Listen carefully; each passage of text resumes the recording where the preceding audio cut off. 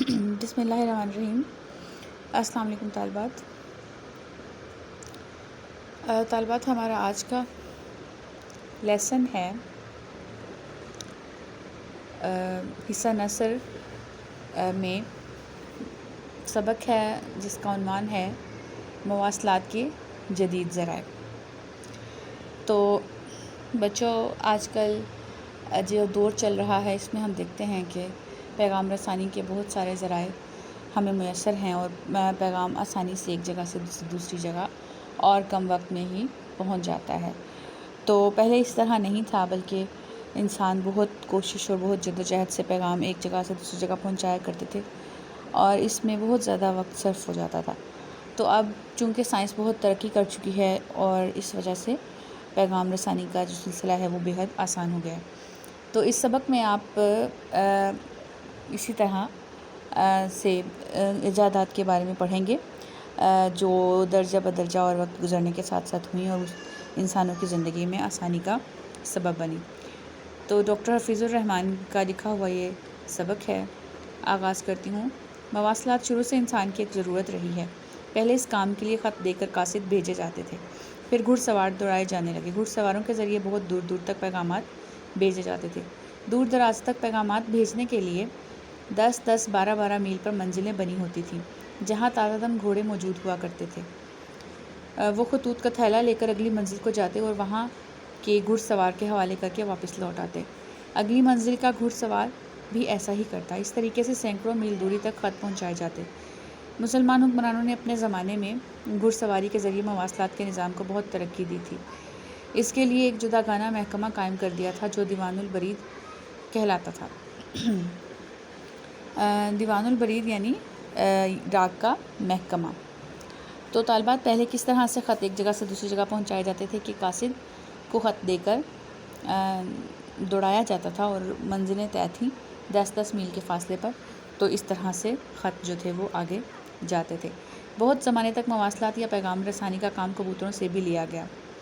تو ہم دیکھتے ہیں کہ کبوتر کے گلے میں خط باندھ کر اس کو مقررہ جگہ پر پہنچایا جاتا تھا۔ تو یہ پیغام رسانی کا یہ سلسلہ بھی کافی عرصے رہا۔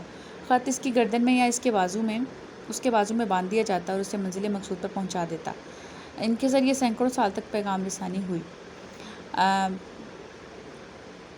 اس طریقہ کو پہلی بار کس نے استعمال کیا اس کا تو علم نہیں، مگر یہ بات تاریخ کی کتابوں میں بکثرت موجود ہے۔ مسلمان حکمرانوں نے انہیں پورے بلاد اسلامیہ میں استعمال کیا ہے۔ شام، عراق، مصر، ایران وغیرہ میں ہندوستان کے مغل فرمانروا جہانگیر نے بھی اس کام کے لیے کبوتر پال رکھے تھے۔ بعد میں یورپ کے حکمرانوں نے بھی پیغام رسانی کے لیے انہیں استعمال کیا۔ جب سائنس کا دور شروع ہوا تو دوسرے شعبوں کے ساتھ ساتھ مواصلات میں بھی بڑی ترقی ہوئی۔ گزشتہ صدی میں موٹر اور ریل کی ایجاد ہو گئی۔ اس کے بعد ڈاک بھی اس کے ذریعے بھیجی جانے لگی۔ انہی برسوں میں ایک ایسا آلہ ایجاد ہو گیا جس نے موٹر اور ریل کی محتاجی ختم کر دی، کیونکہ اس آلے کے ذریعے دور دور تک پیغام رسانی کی جانے لگی۔ وہ آلہ ٹیلی گرافی کا تھا۔ تو بچوں، ہم سائنس کی دنیا میں جو پہلا آلہ دیکھتے ہیں پیغام رسانی کے لیے وہ ٹیلی گرافی ہے۔ اس سے پہلے گاڑیوں اور ریل کے ذریعے ڈاک ایک جگہ سے دوسری جگہ پہنچائی جاتی تھی، جسے 1838 میں فنلے مورس نے ایجاد کیا۔ پھر 1895 میں وائرلیس ایجاد ہو گیا جو کسی تار کو واسطہ بنائے بغیر فضا میں پائی جانے والی ریڈیائی لہروں کے ذریعے پیغام پہنچانے لگا۔ ان آلات کے ذریعے پیغام رسانی کا سلسلہ اور آسان ہو گیا، کیونکہ یہ جن لہروں پر بھیجی جاتی ہیں ان کے سفر کی رفتار 1,86,000 میل مربع کلومیٹر ہے، جو زمین کا قطر اس سے بہت کم ہے، صرف چند ہزار میل ہے۔ یعنی کہ ٹیلی گرافی اور وائرلیس کی ایجاد نے پیغام رسانی کو بہت آسان کر دیا اور پیغام کچھ عرصے تھوڑے ہی ٹائم میں ایک جگہ سے دوسری جگہ پہنچایا جانے لگا، اور یہ ریڈیائی لہروں کے ذریعے سے ہوتا تھا جو کہ فضا میں منتقل کی جاتی تھی اور بعد میں وصول کی جاتی تھی۔ تو بچوں، ہم لوگوں نے بہت سارے ایسے، اس میں سب سے جو جدید ترین وائرلیس کی جو جدید ترین شکل ہے وہ ٹیلی فون ہے۔ تو اس کو آپ سمجھ سکتے ہیں اس طرح سے کہ ٹیلی فون کے ذریعے کس طرح سے پیغام رسانی کی جاتی ہے۔ تو ٹیلی فون کی قدیم شکل وائرلیس ہے۔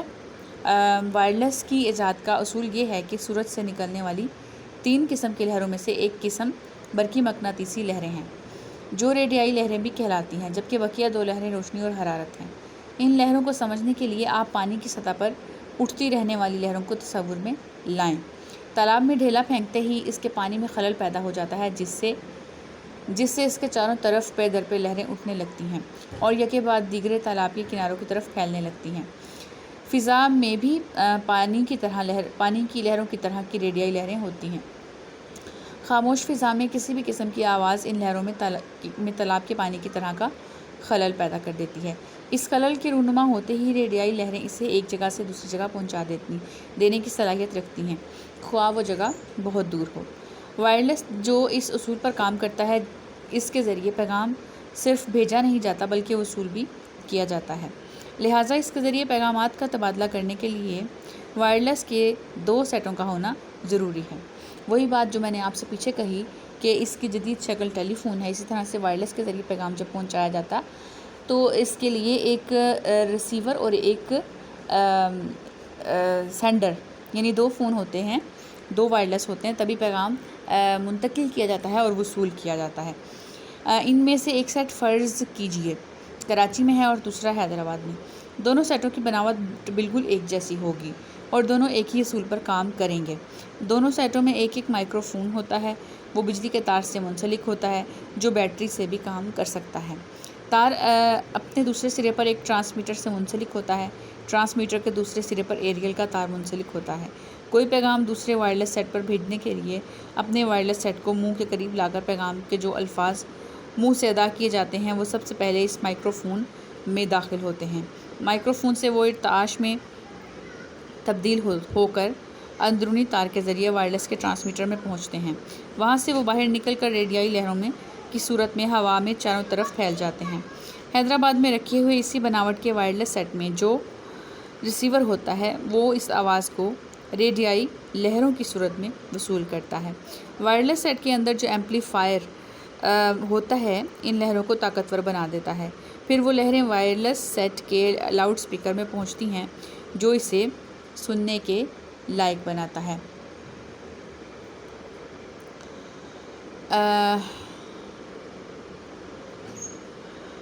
اب بچوں، آپ لوگوں نے وائرلیس کی ایجاد دیکھی کہ اس میں پیغام کس طرح سے پہنچایا جاتا ہے۔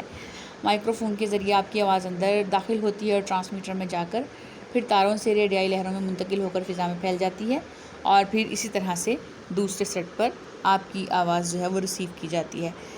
تو یہ جو وائرلیس ہیں طالبات، یہ مدد کے لیے آپ نے دیکھا ہوگا آرمی آفیسرز کے پاس، تو جب کبھی ہیلپ کے لیے بلاتے تھے تو وہ استعمال کیا کرتے تھے اس کو۔ تو اس کے 2 سیٹ ہوتے ہیں، جو ایک جس کو آپ پیغام دے رہے ہیں اس کے پاس اور ایک آپ کے پاس ہوتا تھا، یعنی کہ استعمال کرنے والے کے پاس۔ تو مارکونی نے وائرلیس بنانے میں پہلی کامیابی 1895 میں حاصل کی، مگر اس وقت تک اس کے ذریعے الفاظ نہیں بلکہ صرف کھٹ کھٹ کھڑ کھڑ کی آوازیں بھیجنے میں کامیابی حاصل کی، اور وہ بھی صرف چند گز کی دوری تک۔ پھر اس نے ٹرانسمیٹر میں ایریل کا تار لگایا تو آواز بہت دور تک جانے لگی۔ ایریل کی مدد سے اسی سال اس نے 150 میل تک آواز پہنچا دی۔ وائرلیس کو سب سے پہلے بحری جہازوں کے درمیان پیغام رسانی کے لیے استعمال کیا گیا۔ یہ واقعہ 1897 کا ہے۔ پھر اس سے زیادہ عام استعمال کی خاطر ٹیلی گرام بھیجنے کے لیے استعمال کیا گیا۔ اس کی خاطر جگہ جگہ تار گھر قائم کیے گئے۔ پہلا تار 27 مارچ 1899 کو اٹلی سے فرانس بھیجا گیا۔ پھر وائرلیس ٹیلی گرافی کے آلات کو اور ترقی دی گئی تو یورپ سے بحر اوقیانوس کے اس پار امریکہ تک تار بھیجے جانے لگے۔ اوقیانوس کے اس پار پہلا پیغام 27 نومبر 1901 کو بھیجا گیا۔ 3 سال بعد 1904 میں ایک انگریز سائنسدان ڈاکٹر فلیمنگ نے وائرلیس کے لیے ایک والو ایجاد کیا۔ اس میں خوبی یہ تھی کہ یہ وائرلیس سیٹ میں داخل ہونے والی ریڈیائی لہروں کو، جو بہت خفیف ہوتی ہیں، طاقتور بنا دیتا ہے، لہٰذا لہریں لاؤڈ سپیکر میں پہنچ کر پہلے کے مقابلے میں زیادہ صاف سنائی دینے لگیں۔ والو کا آگے چل کر یہ فائدہ ہوا کہ لہریں لاؤڈ سپیکر میں پہنچنے سے پہلے کے مقابلے میں زیادہ صاف سنائی دینے لگیں۔ محض کھٹ کھٹ کھڑ کھڑ کی آوازوں کے علاوہ انسان کے منہ سے نکلے ہوئے الفاظ یعنی گفتگو بھی سنائی دینے لگی۔ یہی کامیابی ریڈیو کی ایجاد کا پیش خیمہ بنی۔ جب تک صرف کھٹ کھٹ کھڑ کھڑ وغیرہ کی آوازیں سنائی دیتی رہی، اس وقت تک کامیاب وائرلیس سیٹ کو صرف بحری جہازوں کے درمیان اشاراتی پیغام رسانی کے لیے یا ٹیلی گرافی وغیرہ کے لیے استعمال کیا جاتا رہا۔ یہ ایجاد عام آدمی کے کام کی چیز نہ تھی، کیونکہ اس میں انگریزی کے حرف اے سے لے کر زیڈ تک جدا جدا قسم کی کھٹ کھٹ کھڑ کھڑ ٹک ٹک کے اشارات مقرر کرائے گئے تھے،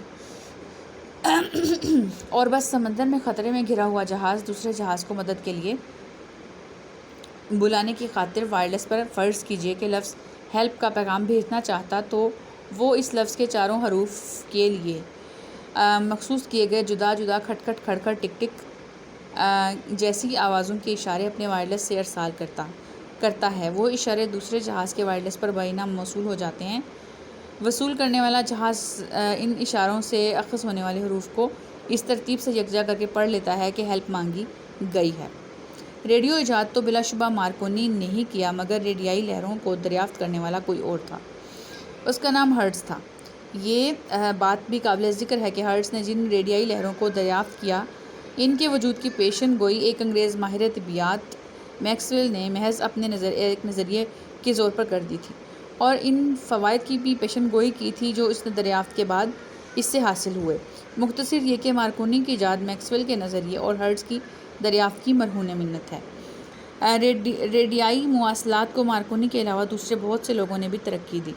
ان میں سے ایک ترقی تو والو کی ایجاد جو ڈاکٹر فلیمنگ کے ہاتھوں ہوئی، پھر والو سے بھی بہتر چیز ایجاد ہوئی جو ٹرانسسٹر کہلاتی ہے۔ اسے جون 1948 میں دو امریکی سائنسدانوں بارٹین اور برٹن نے ایجاد کیا۔ یہ ہے وائرلیس اور ریڈیو کی ایجاد کی مختصر داستان۔ آگے بڑھنے سے پہلے بہتر ہوگا کہ آپ جدید ریڈیو کے کام کرنے کے اصول کو مختصراً سمجھ لیں، تاکہ ٹیلی ویژن کی کارکردگی بھی آپ آسانی سے سمجھ سکیں۔ ریڈیو اسٹیشن میں پروگرام کرنے والے کی آواز سب سے پہلے مائکروفون میں داخل ہوتی ہے، جو اس کے منہ کے آگے ہی رکھا ہوتا ہے۔ مائکروفون کے اندر ڈایافرام یعنی ایک پردہ ہوتا ہے جو کان کے پردے کی طرح حساس ہوتا ہے۔ آواز ڈایافرام سے ٹکرا کر اس میں اس قسم کا ارتعاش پیدا کرتی ہے جیسا کہ کان کے پردے میں ہوتا ہے۔ ڈایافرام کا ارتعاش مائکروفون سے لگے ہوئے بجلی کے تاروں میں داخل ہوتا ہے، وہاں داخل ہو کر یہ برقی لہروں میں تبدیل ہو جاتا ہے۔ بجلی کا تار ایک ایمپلی فائر سے منسلک ہوتا ہے جو ان برقی لہروں کو طاقتور بنا دیتا ہے، پھر وہ طاقتور برقی لہریں بجلی ہی کے تار کے ذریعے ٹرانسمیٹر میں داخل ہوتی ہیں۔ یہاں ان کو مزید طاقتور بنایا جاتا ہے۔ ٹرانسمیٹر سے یہ برقی لہریں ریڈیائی لہریں بن کر ایریل کے تار میں پہنچائی جاتی ہیں۔ ایریل کا تار بہت اونچے اونچے کھمبوں پر تنا ہوتا ہے۔ اس تار کے ذریعے ریڈیائی لہریں فضا میں منتشر کی جاتی ہیں، جہاں سے وہ چاروں طرف دنیا بھر میں پھیل جاتی ہیں۔ یہ لہریں صوتی اشارے ساؤنڈ سگنلز بھی کہلاتی ہیں۔ راستے میں جہاں جہاں ریڈیو ہوتے ہیں وہ ان صوتی اشاروں کو پکڑ لیتے ہیں۔ انہیں پکڑنے کے لیے ریڈیو کے اندر ریسیور ہوتا ہے۔ صوتی اشارے ریڈیو کے والو میں داخل ہو کر آواز بن جاتے ہیں۔ یہ آواز اس وقت اتنی کمزور ہوتی ہے کہ صاف سنائی دینے کے لائق نہیں ہوتی، لہٰذا ریڈیو کے اندر ہی ایک لاؤڈ اسپیکر نصب ہوتا ہے۔ والو سے نکلنے والی آواز لاؤڈ اسپیکر میں داخل ہوتی ہے۔ اس کے اندر بھی مائکروفون کی طرح کا ڈایافرام ہوتا ہے، جس میں آواز کی لہروں سے ارتعاش پیدا ہوتا ہے اور آواز صاف سنائی دینے لگتی ہے۔ جدید ریڈیو میں والو کی جگہ ٹرانسسٹر ہوتا ہے، کیونکہ اس کی کارکردگی والو سے بہت بہتر ہوتی ہے۔ ریڈیو کی ایجاد سے طرح طرح کے جو فائدے حاصل ہوئے، ان میں سے ایک یہ بھی ہے کہ طیارے اپنی منزل مقصود پر پہنچنے کے لیے ریڈیائی لہروں سے رہبری حاصل کرتے ہیں۔ طیارے کی منزل جس سمت میں ہوتی ہے، اس سمت پر وہ پرواز کے دوران میں ریڈیائی لہریں پیدا کرنے لگتا ہے۔ اس سے ہوائی جہاز کی آخری منزل تک ایک ہوائی سڑک بن جاتی ہے، جو اپنی منزل ایئرپورٹ تک پہنچنے میں اس کے لیے رہبر کا کام کرتی ہے۔ ہوائی اڈوں پر لگے ہوئے ریڈار بھی ریڈیائی لہروں کی مدد سے آنے اور جانے والے جہازوں کا علم حاصل کرتے ہیں۔ مواصلات کے لیے ریڈیو سے بھی زیادہ کارآمد ایجاد ٹیلی ویژن ہے۔ تو طالبات، آج ہم نے ریڈیو کی ایجاد تک پڑھا۔ سبق کا بقیہ حصہ انشاءاللہ کل پڑھیں گے۔ تو آپ لوگوں کے لیے ان چیزوں کو سمجھنا تھوڑا سا سمجھنے کی بات ہے کہ یہ چیزیں کس طرح سے کام کرتی ہیں جو ہم استعمال کرتے ہیں۔ تو میرا خیال ہے کہ وہ اشیاء جو ہمارے روزمرہ استعمال میں آتی ہیں، وہ الیکٹرانک اشیاء جن کو ہم مواصلات کے لیے استعمال کرتے ہیں، تو وہ کس طرح سے کام کرتی ہیں، یہ ہماری نالج میں ایک اضافہ ہوگا۔ اچھا، تو ہمارے علم میں ہونا چاہیے کہ یہ چیزیں کس طرح سے ایجاد ہوئیں اور پھر کس طرح سے عمل میں آئیں۔ تو اس سبق میں آپ مواصلات کے ذرائع جہاں تک پڑھ رہے ہیں اس میں سب سے پہلے آپ نے پڑھا ٹیلی گرافی، پھر اس کے بعد آپ نے وائرلیس پڑھا، اس کے بعد اب آپ ریڈیو پڑھ چکے ہیں، یعنی ریڈیو کی ایجاد تک آپ پہنچ چکے ہیں۔ اس کے آگے جدید ایجادات آپ دیکھیں گے جس میں ظاہر سی بات ہے ٹیلی ویژن ہے، ٹیلی فون ہے، پرنٹر ہے، فیکس ہے، اور پھر اس کے علاوہ فوٹو کاپی مشین اور دوسرے آلات۔ تو انشاءاللہ باقی کا آدھا سبق ہم کل پڑھیں گے۔ اللہ حافظ۔